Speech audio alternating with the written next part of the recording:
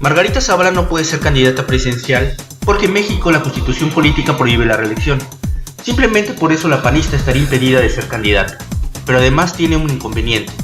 No tiene el oficio ni la experiencia para una tarea de tal magnitud. Y todos sabemos que su esposo, el expresidente Felipe Calderón, sería quien movería los hilos del poder tras bambalinas como los titiriteros. Margarita es una buena persona, pero no tiene el expertise y eso cuenta mucho para la toma de decisiones. Realmente su trayectoria política es muy pobre como para pretender llevar las riendas del gobierno. Se ha desempeñado como diputada local y federal, pero no tiene conocimiento de la administración pública. Su carrera es estrictamente partidista sin ninguna relevancia. Pero supongamos que en el hipotético caso de que llegara a la presidencia, sería como pasar de Guatemala a Guatepeor. Ya hemos atestiguado cómo Enrique Peña Nieto y Felipe Calderón se equivocaron en el combate al crimen organizado. Sería importante saber si Margarita Zavala se va a deslindar públicamente de su esposo por el número de crímenes que ha costado la guerra declarada contra el narcotráfico. O bien, saber si ella está dispuesta a proseguir con la misma estrategia. Que le diga a los electores qué opina de ese tema. Margarita Zavala no está como para debatir ciertas ideas. Es muy limitada y debe empezar por reconocerlo. Para empezar, debemos sopesar qué tanto es responsable Felipe Calderón de tantas muertes derivadas de la guerra declarada a los cárteles de la droga. Calderón podría ser juzgado por una corte internacional por los delitos de lesa humanidad ante los resultados de la guerra contra las drogas. El jurista Juan José Mateo Santillán, en su ensayo La guerra contra las drogas, la geopolítica y el miedo, explora este análisis. Calderón se puso el uniforme militar y se apoyó en las Fuerzas Armadas para combatir a los narcotraficantes y su aventura costó más de 60,000 muertos solo en un sexenio. Es innegable que el gobierno de Calderón inició una guerra que de entrada privilegiaba los intereses norteamericanos por los altos consumos de droga en aquellos parajes y, a la vez, provocó mayores riesgos de consumo entre la población mexicana al cambiar la naturaleza de trasiego tradicional por la de control de los espacios de tránsito. Desde este esquema, hay que destacar algunos aspectos constitucionales y de legalidad resultantes para entender los aspectos internos que llevaron al ahora expresidente Calderón a mantener su estrategia y endosarla a su sucesor. Dentro de este esquema, hay que destacar algunos aspectos constitucionales y de legalidad resultantes para entender los aspectos internos que llevaron al ahora expresidente Calderón a mantener su estrategia y endosarla a su sucesor.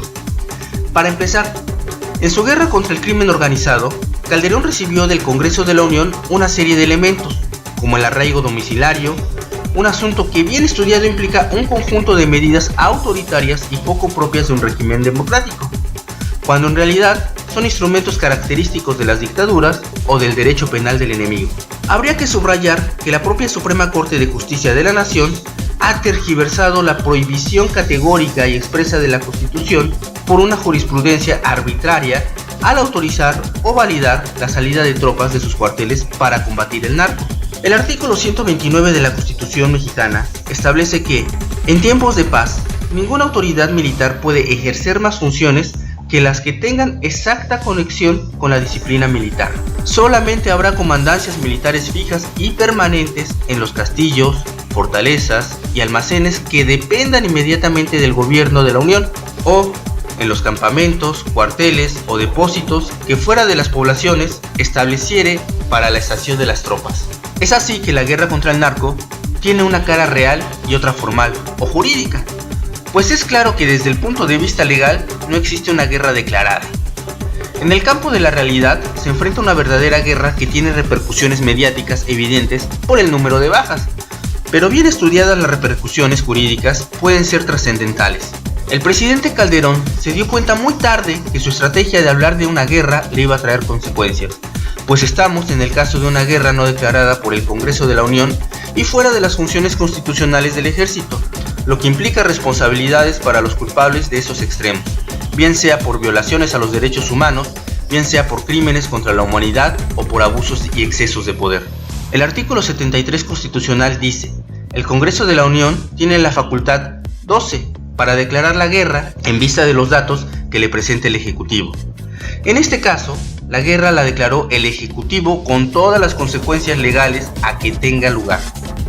Lo que está claro es que en el caso mexicano las violaciones a la Constitución son notorias, De suerte tal que para remediar el problema se incluye la conducta inconstitucional dentro de la Constitución y el poder solucionar su problema de abuso de poder o de violaciones sistemáticas a la Constitución, constitucionalizando los abusos del poder. Ese fue el camino que obligó a elevar a rango de constitucional una medida propia de las dictaduras o de la Inquisición, el arraigo domiciliario. En víspera de terminar su sexenio, Calderón buscó, mediante mensajes mediáticos y foros de diálogos constantes y sistemáticos, la sociabilización y aceptación de las estrategias contra el crimen organizado para argumentar posteriormente que se optó por mandato popular y no como se hizo en realidad, crear la necesidad de mantener el ejército en las calles a partir de la combinación de las teorías del miedo y del shock. Habría que profundizar en que la mayoría de los países aceptan la transmisión de la soberanía a la autoridad o a un ente abstracto, que puede ser el orden normativo. Sin embargo, los debates en el Congreso Constituyente de 1823 y 1824 dejaron perfectamente en claro que en México no se acepta trasladar la soberanía al presidente o al Congreso, según el artículo 39 en relación al 40 y 41, todos ellos de la Constitución Política de los Estados Unidos Mexicanos.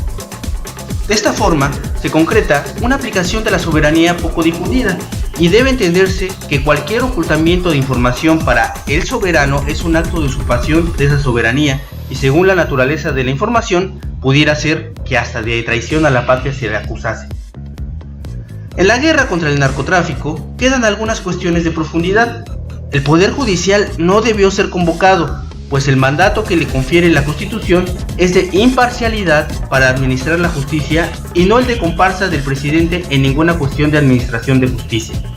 El Congreso de la Unión, o al menos eso parece, suplantado en su calidad de representante legal y legítimo del pueblo de México, sin considerar la negativa de los líderes de los principales partidos políticos representados en el Congreso de la Unión de no asistir a las convocatorias del presidente para no hacerle el juego a la representatividad alternativa. La posición del presidente es una posición periodísticamente correcta. Sin embargo, la Constitución Política de los Estados Unidos de México otorga en su división de poderes la representatividad popular al Congreso de la Unión. Es evidente la apuesta del expresidente Calderón de mantener una estrategia mediática que convenciera paulatinamente a la mayor parte del pueblo para que aceptaran no solamente la guerra contra el narcotráfico, sino que la estrategia de mantener al ejército en las calles, limitar las garantías y establecer un sistema más autoritario fue la respuesta correcta y única aceptable.